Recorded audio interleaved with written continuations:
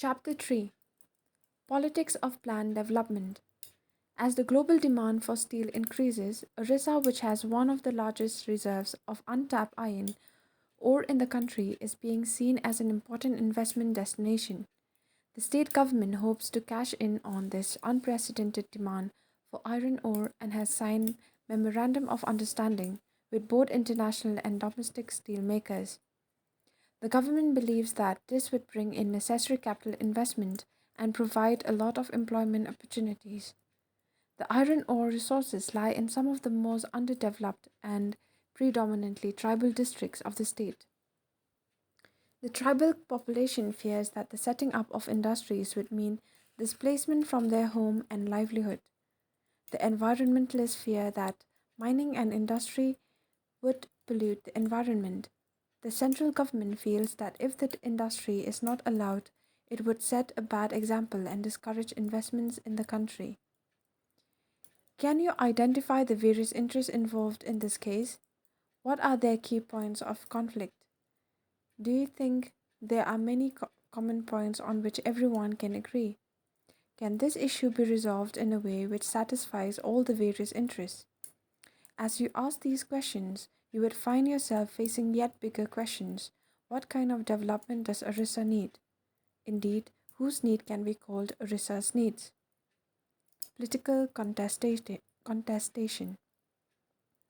These questions cannot be answered by an expert.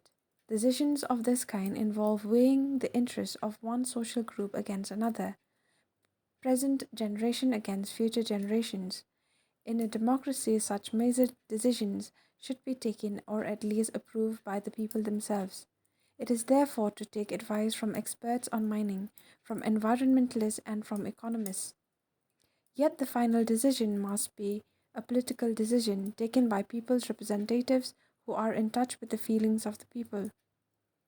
After independence, our country had to make a series of major decisions like these. Each of these decisions could not be made independent of other such decisions. All these decisions were bound together by a shared vision or model of economic development.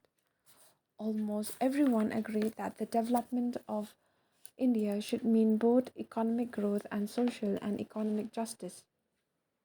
It was also agreed that this matter cannot be left to businessmen, industrialists, and farmers themselves, that the government should play a key role in this. This was There was disagreement, however, on the kind of role that the government must play in ensuring growth and justice. Was it necessary to have a centralized institution to plan for the entire country? Should the government itself run some key industries and business? How much importance was to be attached to the needs of justice if it differed from the requirements of economic growth? Each of these questions involve contestation which has continued ever since. Each of the decisions had political consequence. Most of these issues involved political judgment and required consultation among political parties and approval of the public. That is why we need to study the process of development as a part of the history of politics in India. Ideas of development. Very often, this contestation involves the very idea of development. The example of Orissa shows us that it is not enough to say that everyone wants development, for development has different meanings for different sections of the people. Development would mean different things for people. Example, for an industrialist who is planning to set up a steel plant, to an urban consumer of steel, and to the Adivasi who lives in that region. Thus, any discussion on development is bound to generate contradictions, conflicts, and debates. The first decade after independence witnessed a lot of debate around this question. It was common then, as it is even now, for people to refer to the West as the standard for measuring development. Development was about becoming more modern, and modern was about becoming more like the industrialized countries of the West. This is how common people as well as experts thought. It was believed that every country would go through the process of modernization as in the West, which involved the breakdown of traditional social structures and the rise of capitalism and liberalism. Modernization was also associated with the ideas of growth, material progress, and scientific rationality. This kind of idea of development allowed everyone to talk about different countries as developed, developing, or underdeveloped. On the eve of independence, India had before it two models of modern development: the liberal capitalist model, as in much of the Europe and the US, and the socialist model, as in the USSR. You have already studied these two ideologies and read about the Cold War between the two superpowers. There were many in India then who were deeply impressed by the Soviet model of development. These included not just the leaders of the Communist Party of India, but also those of the Socialist Party and leaders like Nehru within the Congress. There were very few supporters of the American style capitalist development. This reflected a broad consensus that had developed during the national movement. The nationalist leaders were clear that the economic concerns of the government of Free India would have to be different from the narrowly defined commercial functions of the colonial government. It was clear, moreover, that the task of poverty alleviation and social and economic redistribution was being seen primarily as the responsibility of the government. There were debates among them. For some, industrialization seemed to be preferred path. For others, the development of agriculture and in particular alleviation of rural poverty was the priority. Planning. Despite the various differences, there was a consensus on one point: that development could not be left to private actors, that there was the need of the government to develop a design or plan for development. In fact, the idea of planning as a process of rebuilding economy earned a good deal of public support in the 1940s and 50s all over the world. The experience of Great Depression in Europe, the interwar reconstruction of Japan and Germany, and most of all the spectacular economic growth against heavy odds in the Soviet Union in the 1930s and 40s contributed to this consensus. Thus, the Planning Commission was not a very sudden invention. In fact, it has a very interesting history. We commonly assume that private investors, such as industrialists and big business entrepreneurs, are averse to ideas of planning. They seek an open economy without any state control in the flow of capital. That was not what happened here. Rather, a section of the big industrialists got together in 1944 and drafted a joint proposal for setting up a planned economy in the country. It was called the Bombay Plan. The Bombay Plan wanted the state to take major initiatives in industrial and other economic investments. Thus, from left to right, planning and development was the most obvious choice for the country after independence. Soon after India became independent, the Planning Commission came into being. The Prime Minister was its chairperson. It became the most influential and central machinery for deciding that path and strategy India would adopt for its development. The early initiatives. As in the USSR, the Planning Commission of India opted for 5-year plans. The idea is very simple. The government of India prepares a document that has a plan for all its income and expenditure for the next 5 years. Accordingly, the budget of the central and all the state governments is divided into two parts: non-planned budget, that is spent on routine items on a yearly basis, and planned budget, that is spent on a 5-year basis as per the priorities fixed by the plan. A 5-year plan has the advantage of permitting the government to focus on the larger picture and make long-term intervention in the economy. The draft of the first 5-year plan and then the actual planning document released in December 1951 generated a lot of excitement in the country. People from all walks of life, academics, journalists, government and private sector employees, industrialists, farmers, politicians, etc., discussed and debated the documents extensively. The excitement with planning reached its peak with the launching of the second 5-year plan in 1956 and continued somewhat till the third 5-year plan in 1961. The fourth plan was due to start in 1966. By this time, the novelty of planning had declined considerably, and moreover, India was facing acute economic crisis. The government decided to take a planned holiday. Though many criticisms emerged both about the process and the priorities of these plans, the foundation of India's economic development was firmly in place by then. The first 5 year plan. The first 5 year plan sought to get the country's economy out of the cycle of poverty. K.N. Raj, a young economist involved in drafting the plan, argued that India should hasten slowly for the first 2 decades as a fast rate of development might endanger democracy. The first 5 year plan addressed mainly the agrarian sector, including investment in dams and irrigation. Agricultural sector was hit hardest by partition and needed urgent attention. Huge allocations were made for large-scale projects like Bhakra Nangal Dam. The plan identified the pattern of land distribution in the country as the principal obstacle in the way of agricultural growth. It focused on land reforms as the key to country's development. One of the basic aims of the planners was to raise the level of national income, which could be possible only if the people saved more money than they spent. As the basic level of spending was very low in 1950s, it could not be reduced anymore. So the planners sought to push savings up. That too was difficult as total capital stock in the country was rather low compared to the total number of employable people. Nevertheless, people's savings did rise in the first phase of the plan process until the end of the 5 year plan.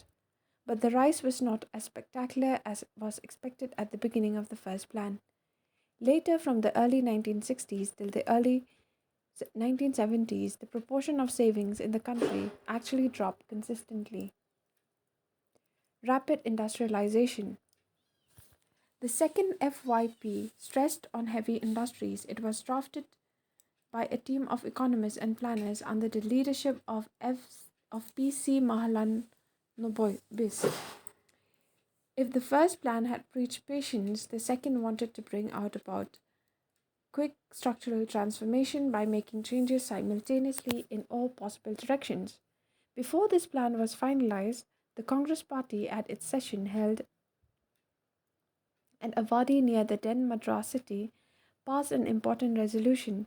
It declared that social pattern of society was its goal. This was reflected in the second plan.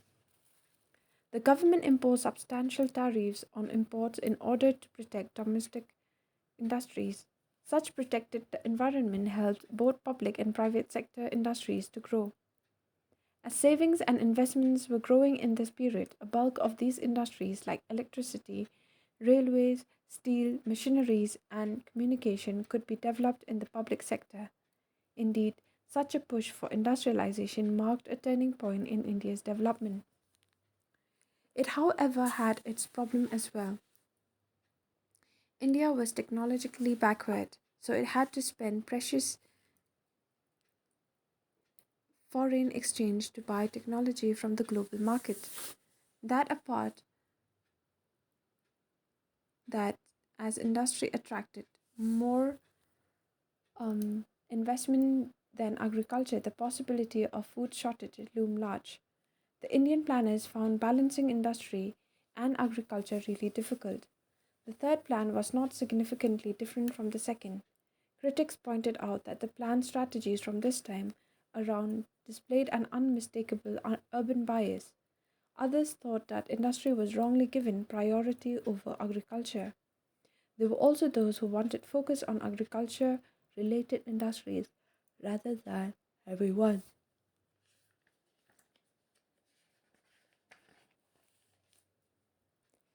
Key controversies.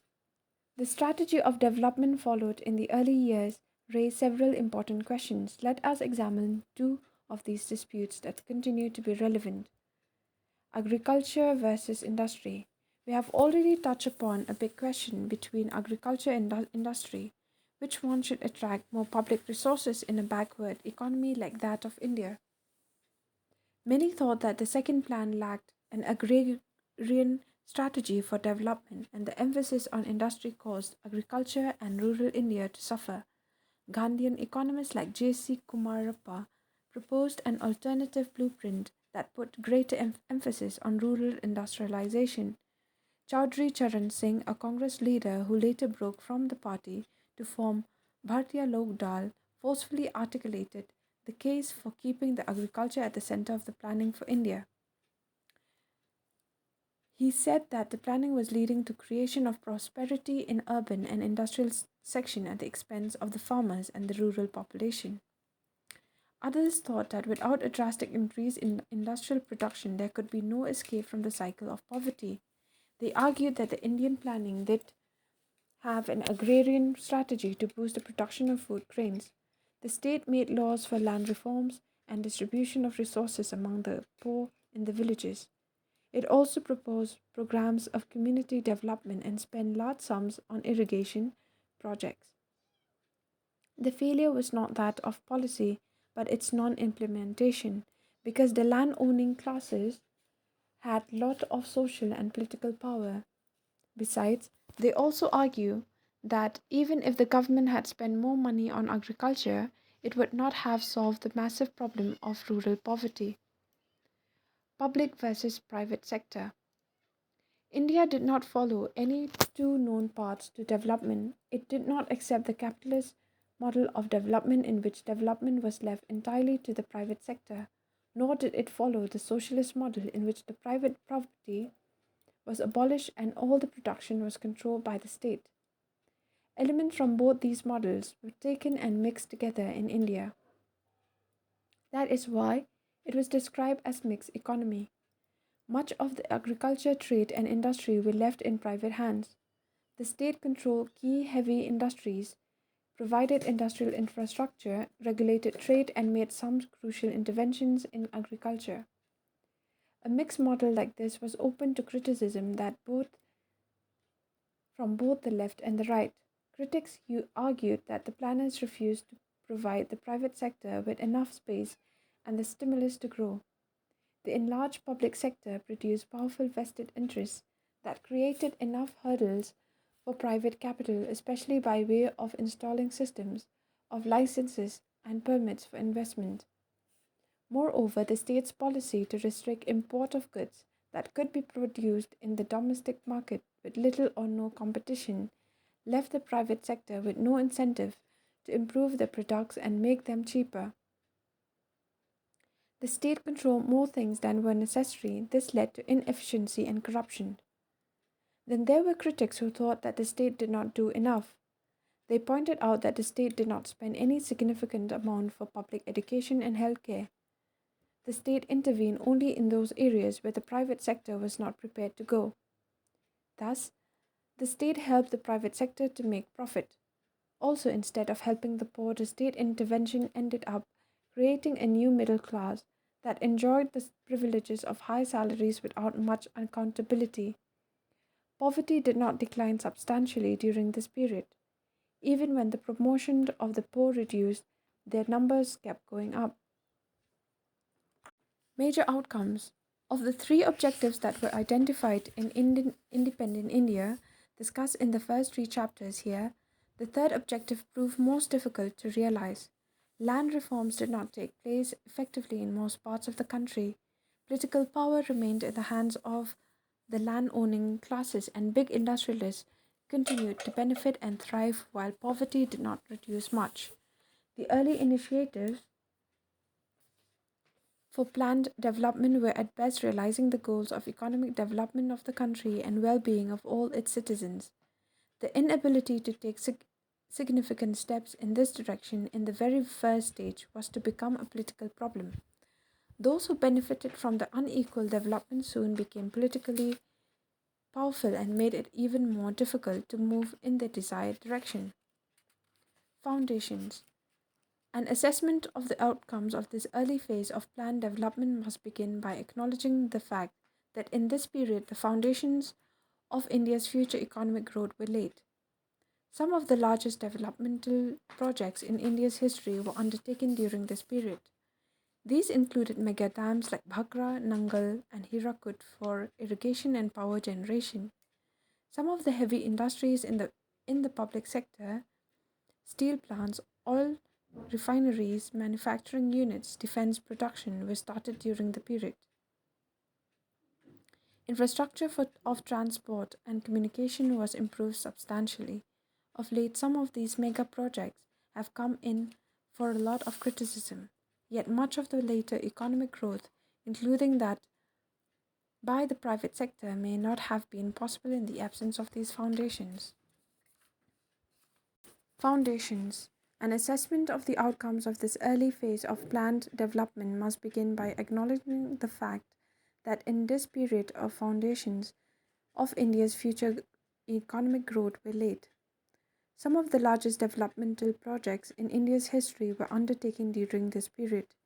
These included mega dams like Bhagra Nangal and Hirakud for irrigation and power generation. Some of the manufacturing units, defense, production, etc., were started during this period. Infrastructure for transport and communication was improved substantially. Of late, some of these mega projects have come in for a lot of criticism. Yet much of the later economic growth, including that by the private sector, may not have been possible in the absence of these foundations. Land reforms. In the agrarian sector, this period witnessed a serious attempt at land reforms.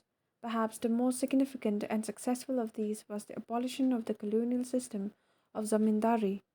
This bold act not only released land from clutches of a class that had little interest in agriculture, it also reduced the capacity of landlords to dominate politics. Attempts at consolidation of land, bringing small pieces of land together in one place so that the farm size could become viable for agriculture, were also fairly successful. But the other two components of land reforms were much less successful. Though the laws were made to put an upper limit or ceiling of how agricultural land one person could own, people with excess land managed to evade the law. Similarly, the tenants who worked on someone else's land were given greater legal security against eviction, but this provision were rarely implemented. It was not easy to turn these well-meaning policies on agriculture into genuine and effective action. This could happen only if the rural landless poor were mobilized, but the landowners were very powerful and wielded considerable political influence. Therefore, many proposals for land reforms were either not translated into laws or when made into laws, they remain only on paper. This shows that economic policy is part of the actual political situation in the society. It also shows that, in spite of good wishes of some top leaders, the dominant social groups would always effectively control policy making and implementation. The Green Revolution. In the face of the prevailing food crisis, our country was clearly vulnerable to external pressures and dependent on food aid, mainly from the United States. The United States, in turn, pushed India to change its economic policies. The government adopted a new strategy for agriculture in order to ensure food sufficiency. Instead of the earlier policy of giving more support to the areas and farmers that were lagging behind, now it was decided to put more resources into those areas which already had irrigation and those farmers who were already well off. The argument was that those who already had the capacity would help increase production rapidly in the short run.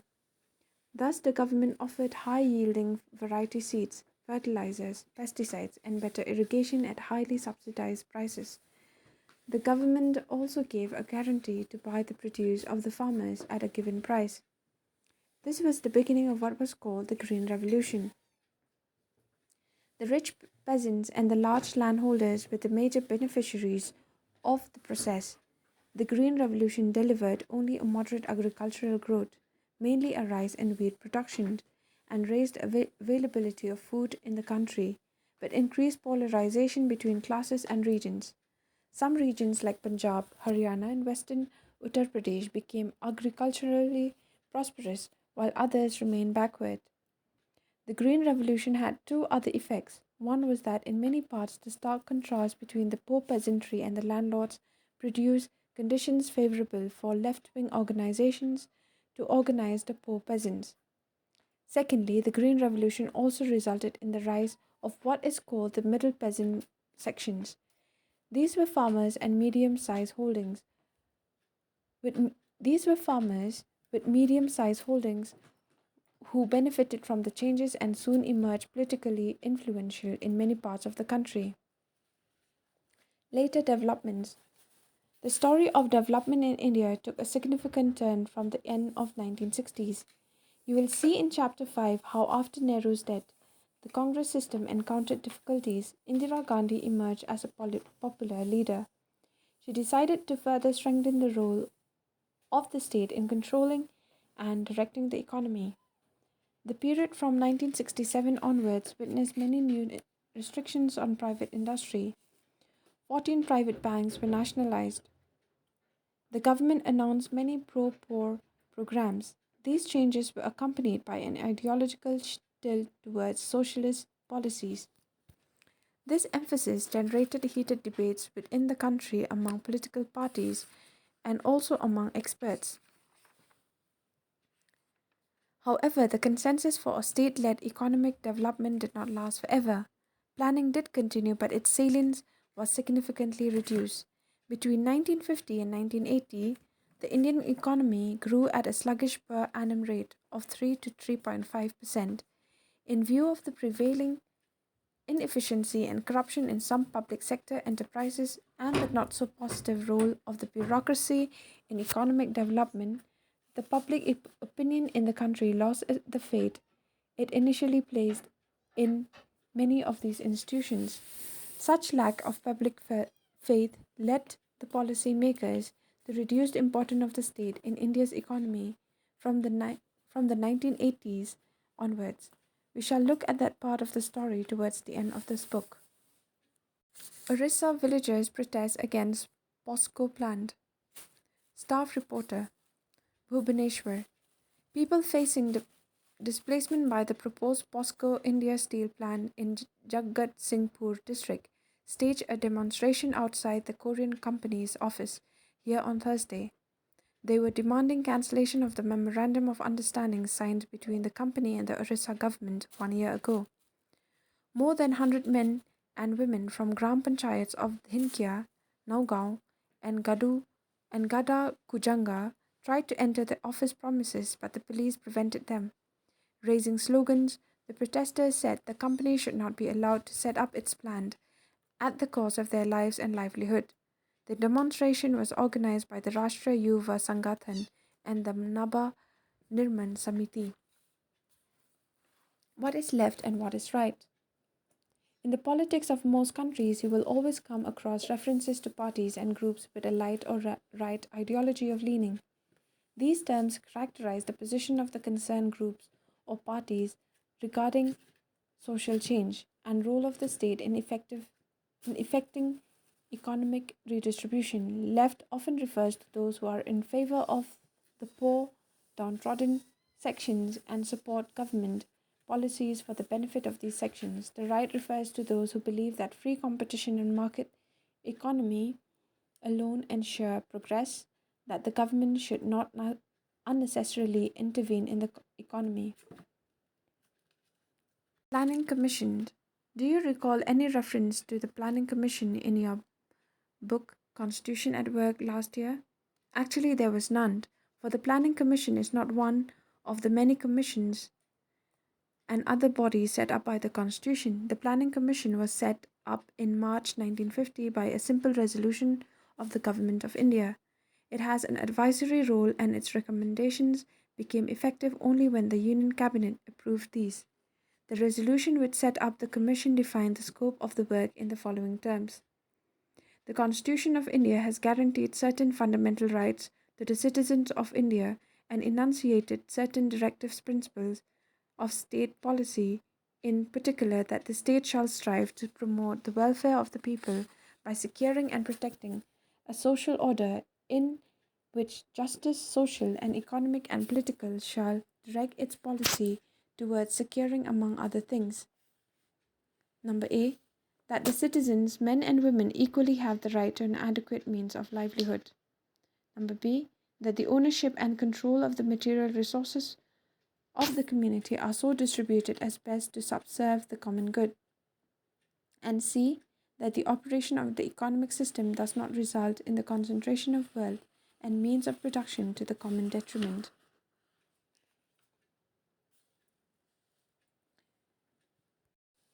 Who was P.C.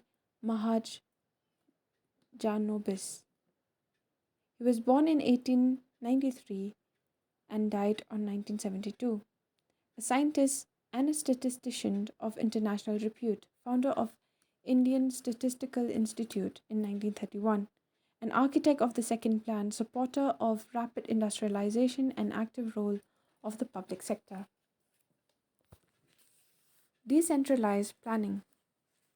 It is not necessary that all planning has to be centralized, nor is it that planning is only about big industries and large projects. The Kerala model is the name given to the path of planning and development charted by the state of Kerala. There has been a focus in this model on education, health, and land reform, effective food distribution, and poverty alleviation. Despite low per capita incomes and a relatively weak industrial base, Kerala achieved nearly total literacy, long life expectancy, low infant and female mortality, low birth rates, and high access to medical care. Between 1987 and 1991, the government launched a new democratic initiative which involved campaigns for development designed to involve people directly in development activities through voluntary citizens' organizations. The state has also taken initiative to involve people in making plans at the panchayat block and district level. Who was J.C. Kumarapa? He was born in 1892 and died on 1960. His original name, J.C. Cornelius, economist and chartered accountant, studied in England and in USA, follower of Mahatma Gandhi, tried to apply Gandhian principles to economic policies, author of Economy of Permanence, and participated in planning process as member of Planning Commission. Father Panchali.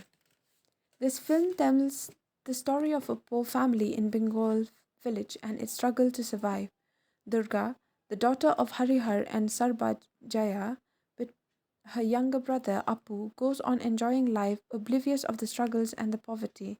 The film revolves around the simple life and the efforts of the mother of Durga and Apu to maintain the family. Pathar Panchali, Song of the Little Road, narrates the desires and disappointments of the poor family through the tale of the youngsters. Finally, during monsoon, Durga falls ill and dies while her father is away. Harihar returns with gifts, including a sari for Durga. This film won numerous awards nationally and internationally, including the President's Gold and Silver Medals of the year 1955. Government campaign reaches the village. In a way, the advertisement stuck or written on walls gave an accurate introduction to the villagers' problems and how to solve them. For example, the problem was that India was a farming nation, but farmers refused to produce more grain out of sheer perversity. The solution was to give speeches to farmers and show them all sorts of attractive pictures. These advised them that if they didn't want to grow more grain for themselves, then they should do so for the nation. As a result, the posters were stuck in various places to induce farmers to grow grain for the nation. The farmers were greatly influenced by the combined effect of the speeches and posters, and even more simple minded cultivator began to feel the likelihood of there was some ulterior motive behind the whole campaign. One advertisement had become specifically well known in Shivpalganj. It showed a healthy farmer with turban wrapped around his head, earrings and a quilted jacket, cutting a tall crop of wheat and a sickle. A woman was standing behind him, very pleased with herself.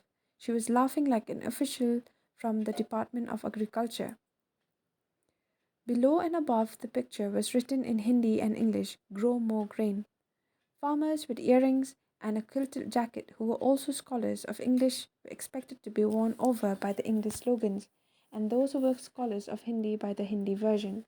And those who didn't know how to read either language could at least recognize the figures of the man and the laughing women. The government hoped that as soon as they saw the man and the laughing women, farmer would turn away from the poster and start growing more grain like men possessed.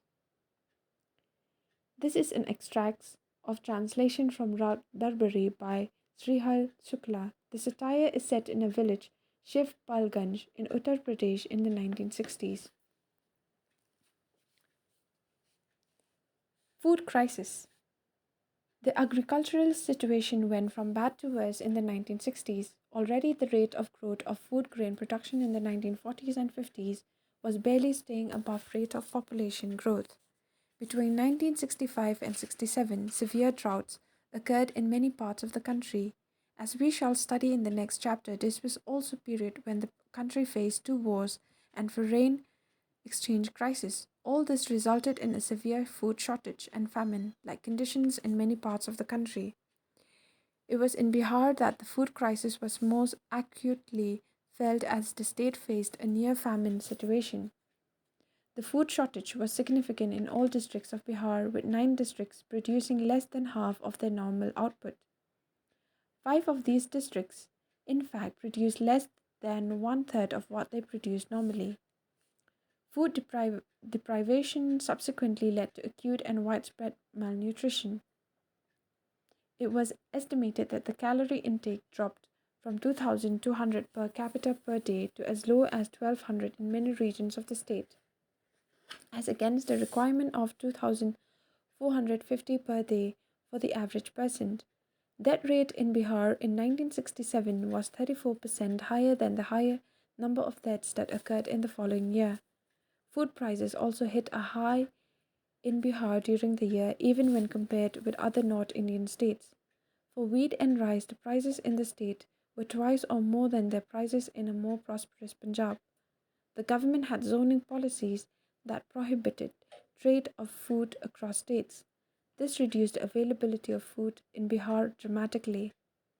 In situations such as this, the poorest sections of the society suffered the most. The food crisis has many consequences. The government had to import wheat and had to accept foreign aid, mainly from the US. Now, the first priority of the planners was to somehow attain self sufficiency in food. The entire planning process and sense of optimism and pride association with it suffered a setback. The White Revolution.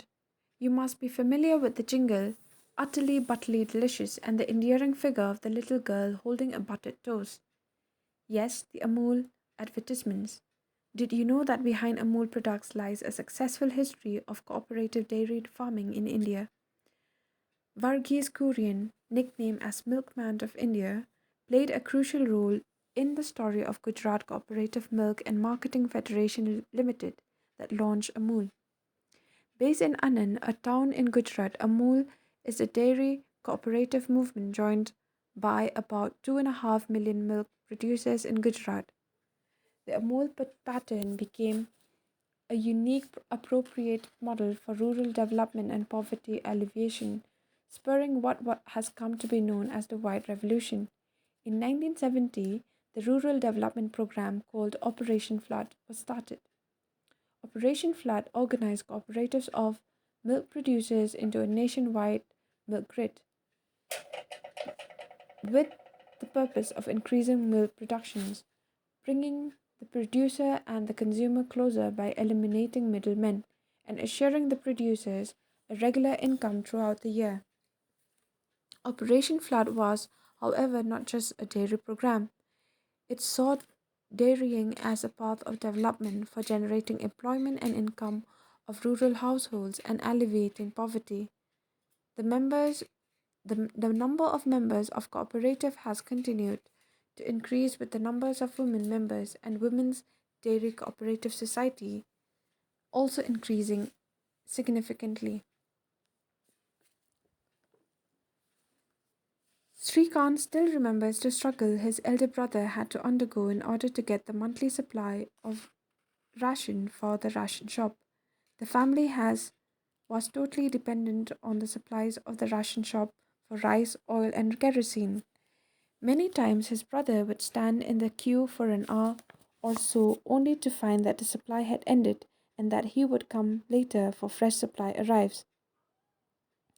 Find out from talking to elders in your family what is the ration card and ask your elders what if any items that they buy from the ration card shop.